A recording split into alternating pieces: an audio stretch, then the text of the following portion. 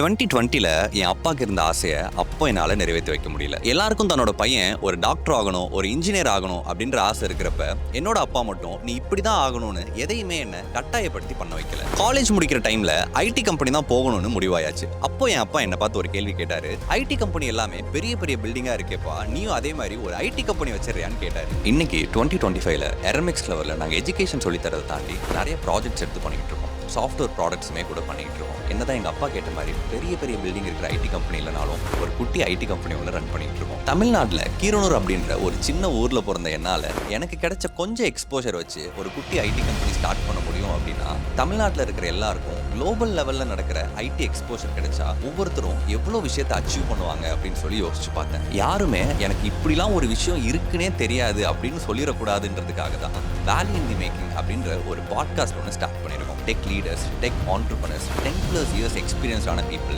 இவங்க எல்லாரையும் இந்த பாட்காஸ்ட்டில் இன்வைட் பண்ணி குளோபல் லெவலில் ஐடி இண்டஸ்ட்ரியில் நடக்கிற எல்லா விஷயங்களையும் உங்ககிட்ட கொண்டு வந்து ஷேர் பண்ணுற பாட்காஸ்ட் தான் இது. ஆல்ரெடி ஃபர்ஸ்ட் எபிசோட் ரிலீஸ் ஆயிடுச்சு. என்னால் 1 hour வீடியோலாம் உட்காந்து பார்க்க முடியாது அப்படின்னு நினச்சிங்கன்னா, வேல்யூ இன் தி மேக்கிங் அப்படின்ற இன்ஸ்டாகிராம் சேனலில் அந்த பாட்காஸ்ட்டோட கீ டேக்அவேஸை மட்டும் எடுத்து போட்டுட்டு இருக்கோம். இன்னும் நீங்கள் அந்த சேனலை ஃபாலோ பண்ணல அப்படின்னா ஃபாலோ பண்ணிக்கோங்க.